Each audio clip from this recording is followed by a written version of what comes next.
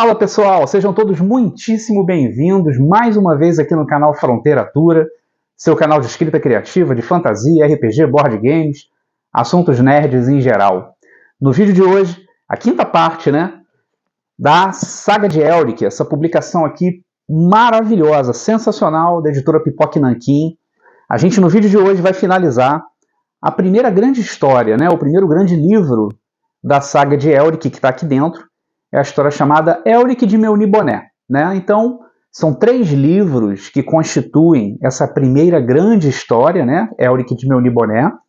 E hoje nós vamos fechar esse quinto vídeo com o terceiro livro, que finaliza essa história. São 5 capítulos, mais um epílogo, e a gente finaliza nesse vídeo de hoje essa grande primeira história, que nada mais é que uma grande apresentação desse personagem maravilhoso, Elric de Melniboné, o Imperador Albino da Ilha Dragão. Vamos lá. Recapitulando, gente? Aqui na saga nós vamos ter várias histórias de Elric de Melniboné, o Imperador Melniboneano.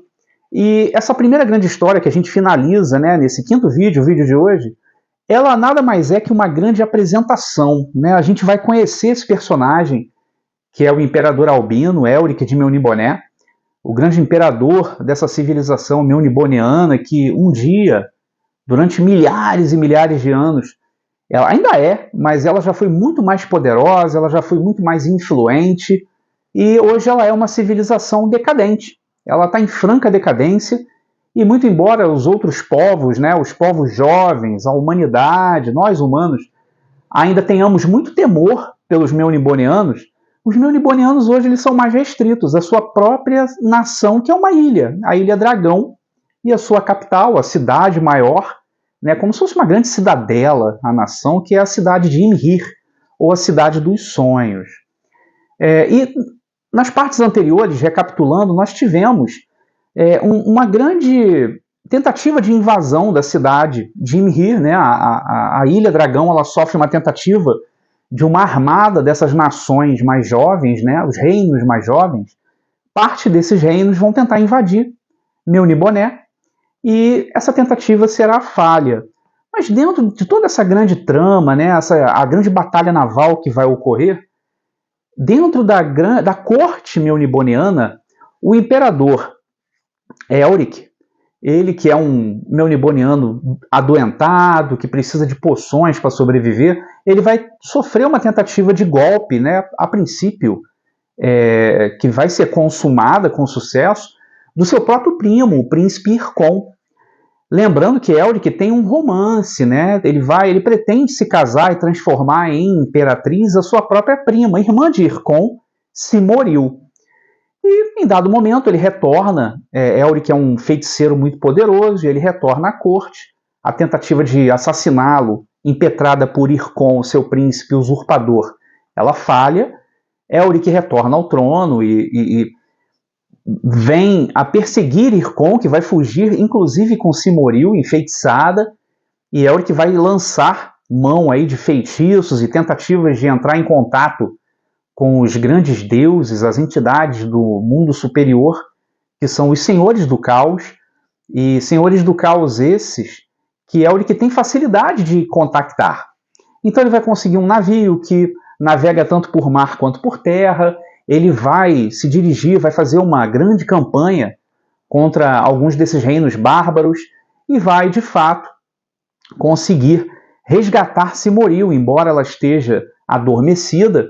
Ele e parte na verdade, não Elric, mas Dvinthvar, que é o seu grande capitão, o seu grande amigo e comandante das suas forças pessoais, vai retornar a Melniboné, e Elric ingressa no chamado, é uma dimensão das sombras, um mundo das sombras, que nada mais é que uma outra dimensão paralela a esse mundo material em que nós estamos, nós, eu digo, os seres mortais, desse mundo onde tem o reino de Melniboné e os demais reinos mais jovens, e Elric vai adentrar essa dimensão das sombras, através de um portal que foi aberto por Arioch, porque Elric está querendo perseguir Ircon, que por ali escapou.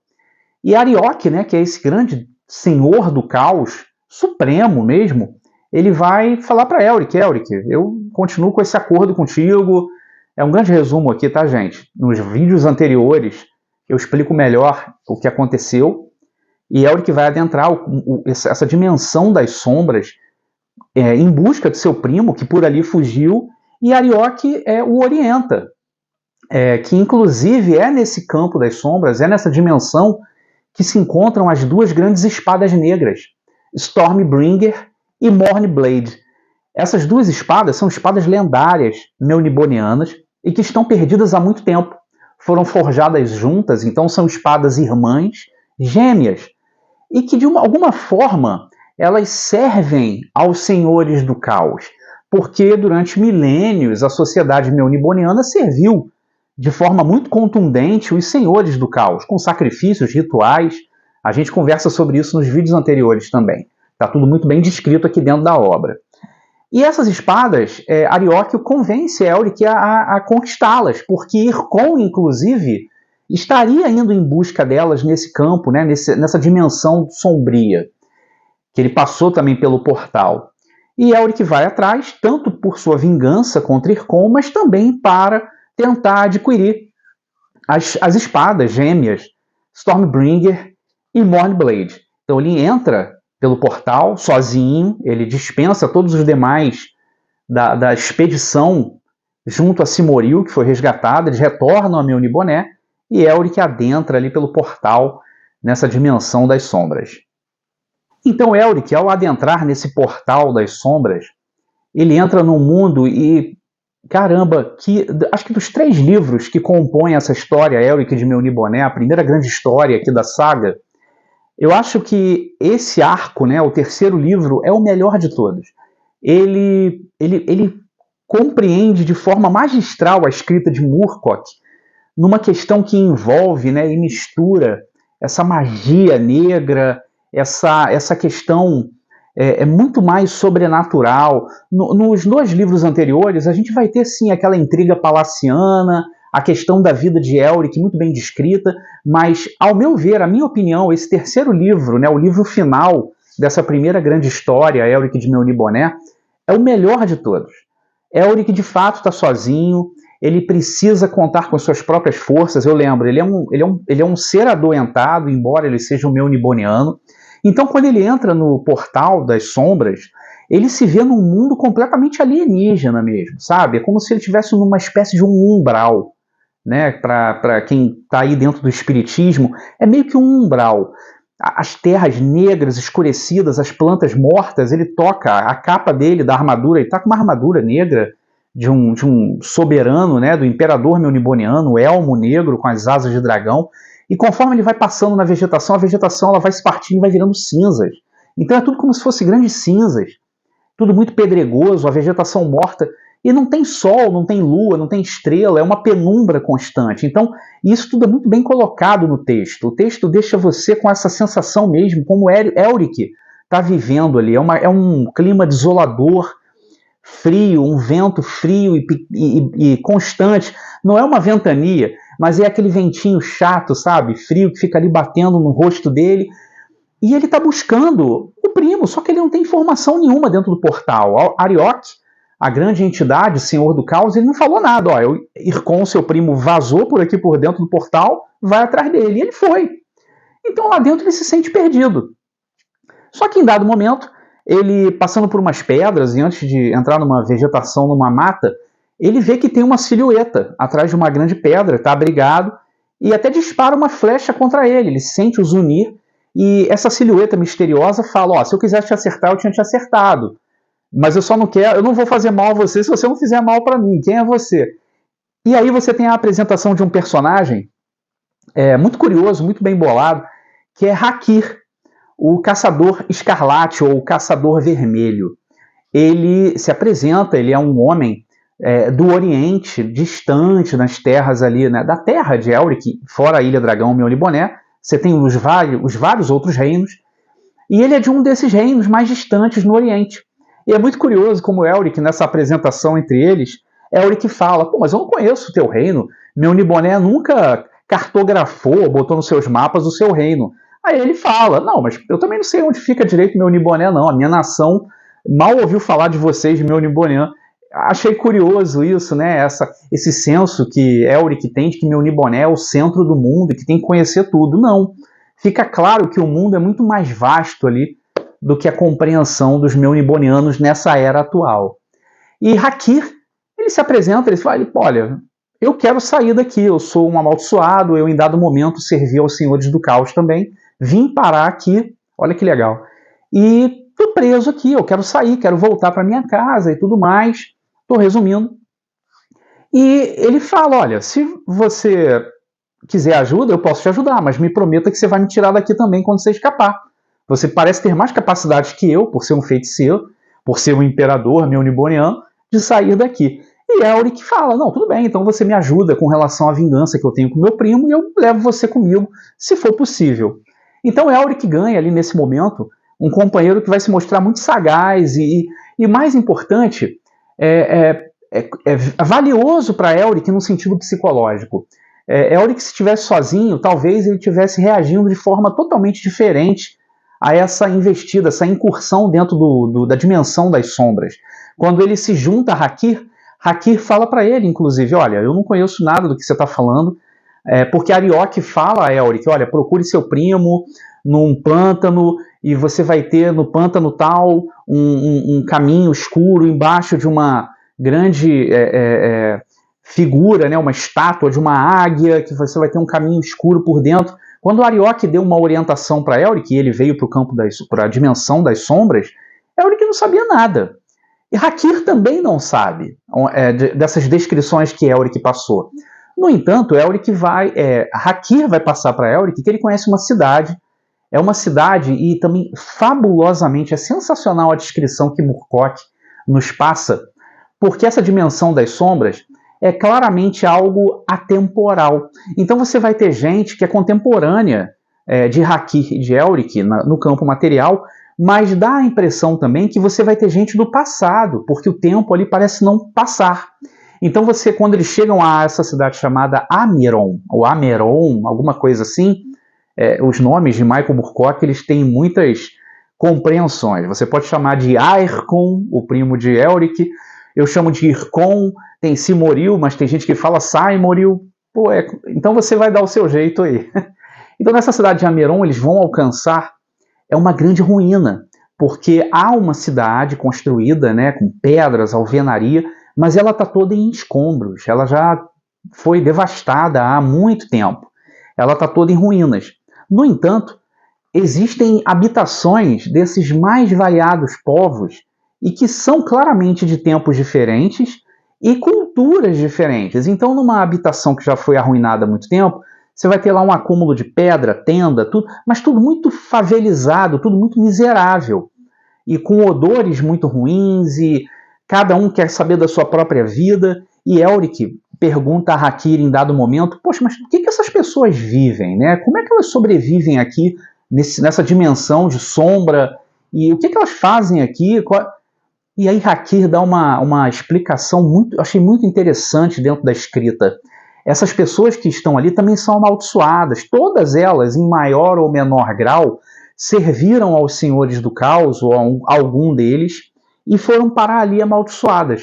E olha que legal, eles agora sobrevivem fazendo pequenos acordos com demônios que invariavelmente surgem na cidade, exigem alguma coisa, devem, né, maltratar, fazer alguma coisa ali. Você faz acordos, você vende a alma de um amigo que é um vizinho, olha só o nível. E você vai sobrevivendo. Então é uma cidade caótica, cada um só quer saber de si, e Elric entra junto de Hakir nessa cidade. Só que antes mesmo de conseguirem entrar, eles ouvem, né, os grunhidos, uns uivos, algumas criaturas que parecem estar cercando eles. Também a descrição é fenomenal. São cerca de 5 ou 6 demônios, né, que não são muito bem descritos por Moorcock. Gosto muito disso, parece muito uma coisa Lovecraftiana, porque ele fala que são seres parecidos com porcos. Eles mesmos, quando Elric se apresentem, quem são vocês e tal, isso aqui, eles falam porco, porco, porco. Então são demônios que devem ter esses traços de javali, né, esses traços suínos. e eles atacam Elric e Hakir, que tem um arco e as flechas com tudo em Hakir, a roupa dele é toda escarlate, vermelha, ele tem um chapéu com um penacho vermelho também, as flechas têm penas vermelhas, é bem legal essa descrição, e eles conseguem lutar. Existe uma dessas criaturas, uma sexta e uma sétima criaturas. Essa sexta criatura ele se chama de Cobra. Ele é um humanoide, mas dá para perceber que ele é todo sujo, deformado, e do torso, né, das clavículas dele para cima, surgem dezenas não, mas quase uma dezena de cabeças de cobras. E atacam Elric e principalmente Hakir. Hakir se vê muito próximo, né, para combater com arco, então ele saca de uma espada, uma espécie de uma cimitarra, um sabre, e vai combater também. E cabe a Elric lutar contra uma sétima criatura, uma última, que se auto-intitula de Coisa. A Coisa, para mim, me lembrou muito a Coisa também daquele filme, lembram? Em que cai um alienígena na Antártida e você tem uma criatura meio que amoebesca, né, que muda de forma a todo tempo. E é mais ou menos isso, é um demônio nesse sentido. Ele cria braços, ele tem tentáculos. Volto a dizer, uma coisa meio Lovecraftiana, um horror cósmico aí muito bacana. E Elric vai combater essa criatura e com o auxílio de um estranho idoso, um velho que vai surgir e vai falar: ataque ele agora, ataque ele agora. Ele já estava tanto Elric quanto Hakir lutando já estão enfraquecidos, eles estão tendo sucesso, os porcos já foram mortos, a cobra também, mas a coisa se mostra trabalhosa. E Elric consegue finalmente dar o golpe final lá contra essa criatura, com o auxílio desse velho, que é um sábio, né? Mas que também fez acordos com demônios anteriormente, com essas entidades caóticas, e que foi largado ali nessa dimensão das sombras, e ele é chamado do sábio, né? O homem que tudo sabia. Ele é um sábio, mas que a maldição dele é aos poucos ele vai perdendo a memória. Então você percebe que ele era muito poderoso em seu tempo, em local ainda no campo material, mas quando ele vai parar ali nessa dimensão das sombras, ele está perdendo a memória aos poucos. Então ele consegue ajudar Elric e Hakir, e percebe-se claramente que é um feitiço que ele consegue soltar, né? Ele consegue fazer, e que paralisa um pouco a coisa, enfraquece um pouco ela. Elric consegue dar o golpe final e ele esquece. Ele esquece do feitiço, ele esquece até mesmo que ajudou. E com um breve contato entre os três ali, esse sábio vai falar: não, eu conheço sim essa estrada que vai levar pelo pântano e tal, você segue por aqui, entra pela cidade, segue e tal, vai. E poucos minutos de conversa depois ele já esqueceu o que tinha sido perguntado, esquece até mesmo os nomes de Elric e Hakir, e fica lá. E Hakir até brinca, falando: caramba, que maldição, né, miserável, né, curiosa e tal. E Elric fica com pena dele, falando: caramba, eu fico pensando se ao final ele ainda vai conseguir se lembrar que tem que sair daqui, né, que essa aqui não é a dimensão dele, não é a casa dele. E aí fica esse pensamento no ar, até que Elric e Hakir seguem caminho para encontrar ali dentro dos pântanos a estátua da águia, né? Onde vai ter o caminho subterrâneo que vai levar para o lugar onde Arioch falou que Irkon estaria tentando buscar as espadas. Finalmente, finalizando aí esse último arquinho aí dentro desse grande arco, né, da história de Elric de Meuniboné, aqui dentro da saga, nós vemos Elric e Hakir. É uma história, é uma aventura mesmo, tá? Para quem gosta de RPG, para quem gosta dessas grandes aventuras, Elric e Hakir pelos pântanos, eles vão enfrentando ali diversos desafios. Há uma estrada em meio ao pântano feita de mármore negro e que, em dado momento, cheio de limo, lodo, fica escorregadio. Elric cai dentro do pântano com muito custo. Hakir consegue tirar ele lá de dentro. Elric já se sente enfraquecido porque ele está sem os ungüentos, as poções que o mantêm forte. Desde que ele entrou pelo portal ali, não tomou mais nada. E claro que dentro dessa dimensão você perde um pouco da questão do tempo. Então você não sabe se passaram horas, se passaram dias, mas Elric está enfraquecido. Ele perdeu a noção do tempo e ele está se sentindo fraco. Mas eles finalmente, com muito custo, eles encontram lá uma espécie de uma estátua em meio ao pântano, grande, de uma águia com as asas abertas, as garras, e uma entrada, né? Parece ser uma espécie de um túmulo, alguma coisa de um grande herói que foi colocado ali. A história, ela deixa isso muito em dúvida o tempo todo, ela não bate o martelo dizendo o que é aquilo ali. Você fica com a percepção dos personagens, né, tanto de Hakir quanto de Elric.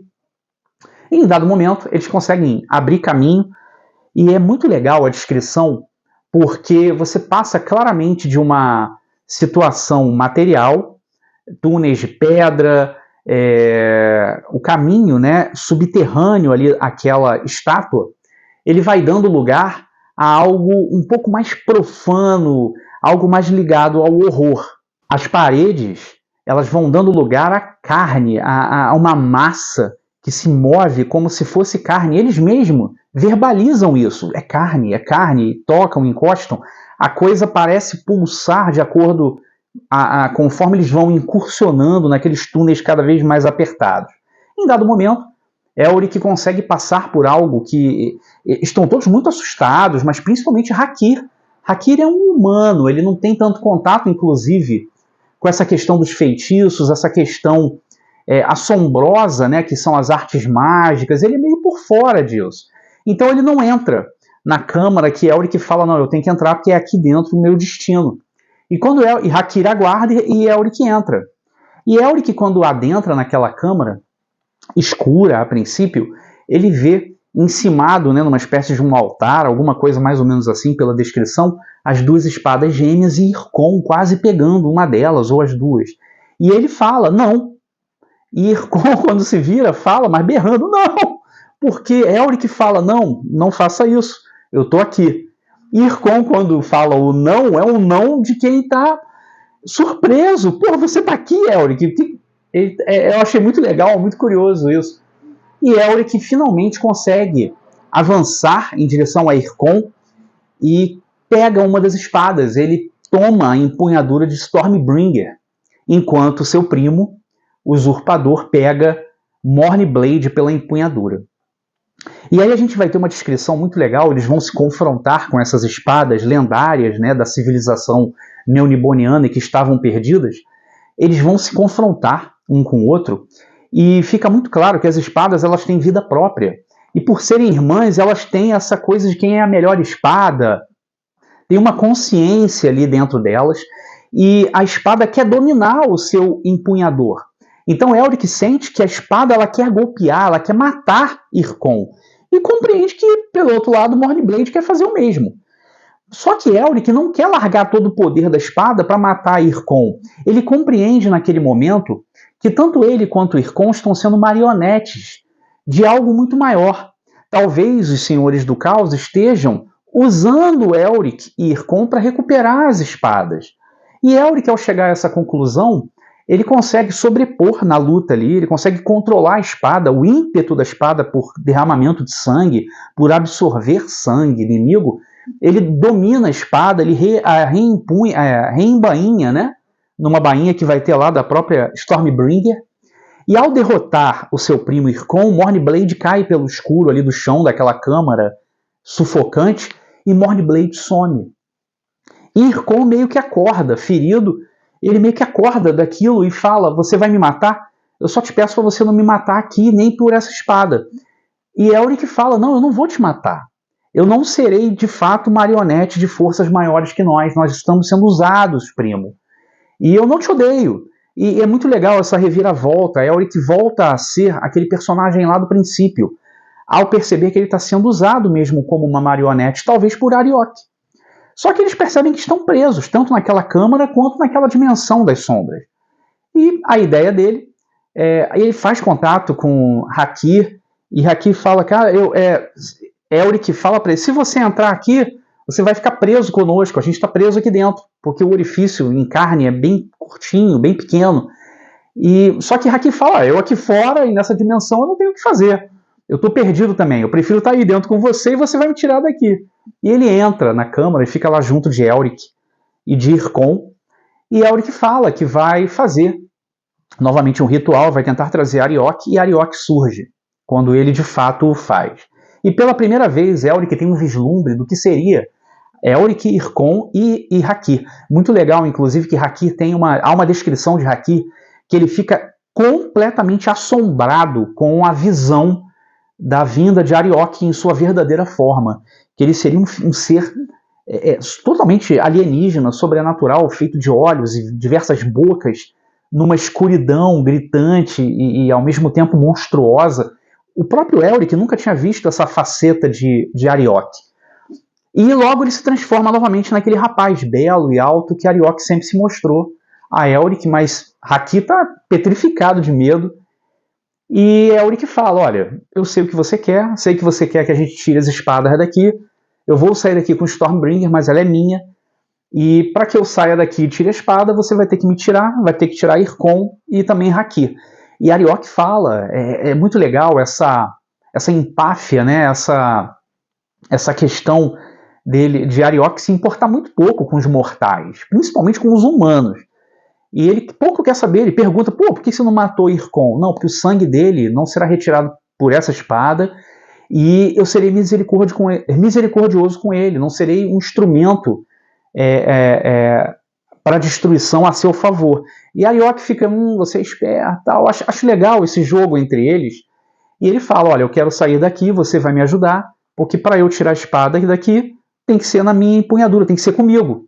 E Ariok, tudo bem, eu entendo, e leva os três de volta para Meuniboné, quando Elric pede para que sejam levados de volta para Meuniboné. E eles são, num rodopio, né, num redemoinho lá temporal, eles são retirados daquela dimensão, são deixados na sala, no grande salão do trono de Rubi, no centro, né, da própria cidade de Imhir, a cidade dos sonhos, e nauseados e cansados, eles são deixados, os três lá, o salão tá vazio, e o capítulo termina, né, com essa afirmação clara de que Elric traz Irkon de volta e força Irkon a ir até Simoril e quebrar o feitiço que ele colocou na própria irmã para que ela acorde novamente. Isso vai acontecer, Irkon vai quebrar o feitiço que mantinha Simoril adormecida, Elric vai se reencontrar com Simoril, ele vai mostrar a todos, a Dvintvar e todos os Meunibonianos, que ele está sendo misericordioso com Irkon, ele vai dar uma nova chance, que Irkon não é mais aquele Meuniboniano cruel e terrível que ele era, que ele mudou, isso na cabeça de Elric. E Elric vai poupar a sua vida, ele vai ter Hakir junto dele, e um grande baile vai ser feito, vai ser dado em honra, né, ao retorno do Imperador. E vai ser muito legal essa última parte, porque em meio ao baile, ele vai chegar para Simoril e vai falar, que pergunta a ela, né, se ela quer se tornar a imperatriz dele, e ela fala, não, eu vou me casar com você, né, então por consequência eu seria a imperatriz. Mas ele não, ele fala, não, eu quero que você seja imperatriz por 1 ano. E ela pergunta por quê. E Elric fala que ele vai por 1 ano sair de Meuniboné, ele vai conhecer os reinos jovens, ele tem muito o que fazer, conhecer e principalmente trazer conhecimentos para Meuniboné ao final de 1 ano.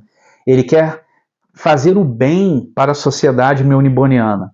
E Simoril, olha que interessante, né? Ela é uma meuniboniana também. Ela vai fazer o bem. Não, o meuniboniano não faz o bem ou o mal, ele só se importa com a sociedade meuniboniana. A gente só se importa com a gente. Isso é muito claro e muito, muito pacífico para Simoril também. Mas Elric não, alguma coisa mudou na cabeça dele. E ele fala que vai viajar, convida Simoril a viajar com ele, mas ela nega. E ela diz que não quer ser imperatriz. E aí, pensando, ele fala, quem eu vou deixar como imperador? E ele, ao final, ele bate o martelo e institui que Irkon será o imperador pelo prazo de 1 ano, enquanto ele vai estar viajando, e que Simoril deverá estar ao lado do irmão no trono para auxiliá-lo. Isso é uma grande crise, né? Porque Simoril não faça isso, você é louco. Ele vai se mostrar o imperador que ele quer ser, cruel, e Elric novamente fala, não, ele mudou, tenho certeza que ele não é mais aquele meuniboniano cruel que ele era, as pretensões dele não são mais as mesmas, e ele só vai governar por 1 ano, porque assim eu estou determinando, eu quero fazer uma viagem de autoconhecimento e para conhecer os reinos mais jovens e retornar.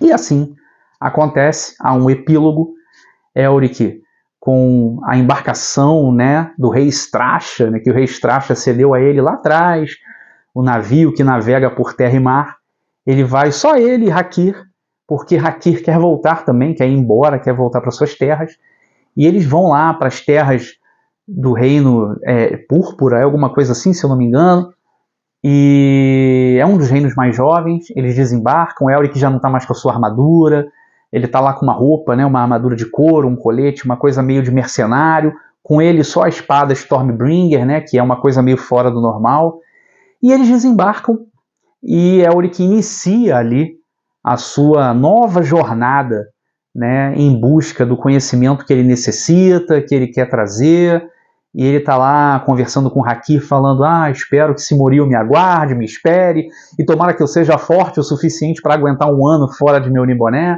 Então você nota um imperador Elric mais maduro, mas ao mesmo tempo arriscando todas as fichas, porque ele sozinho, ele partiu de Melniboné nessa viagem de autoconhecimento e em busca de novos conhecimentos para favorecer a sua civilização, que ele vê sim como decadente. Mas será que Irkon, né, vai manter o trono? Como serão as coisas a partir daí, né? Será que Elric, ao voltar, vai encontrar a mesma Melniboné? Será que vai encontrar Irkon ainda de pé, com o reino de pé também? Então são perguntas que ficam aí ao final dessa primeira grande história, né? São 3 livros que formam essa primeira história, Elric de Melniboné, a primeira grande história aqui da saga. Eu estou muito empolgado com a leitura aqui desse volume, né? Um volumão aqui da Pipoca e Nanquim. A saga de Elric é uma grande história, ela vem aumentando muito a qualidade, não que seja ruim no início, mas é aquela apresentação de fato inicial do personagem, é aquela primeira, segunda marcha, e quando chega aqui no final desse último arco, né, o terceiro arco, o terceiro livro dessa primeira grande história, é o ápice mesmo, é tudo muito bem escrito, eu não conseguia parar de ler, eu li muito rápido e valeu muito a pena.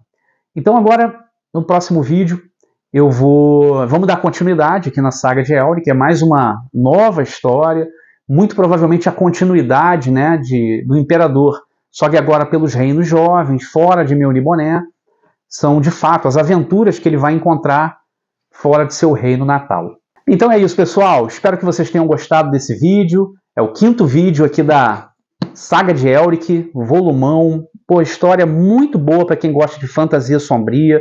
Fica aqui novamente a minha recomendação a esse grande volume aqui da editora Pipoca e Nanquim.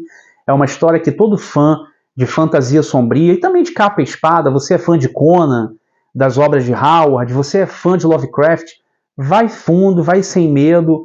O personagem Elric de Melniboné, de Moorcock, é fantástico, com certeza você vai adorar. E nos próximos vídeos a gente vai dando continuidade nessa história, tá? Espero que vocês tenham gostado do vídeo novamente.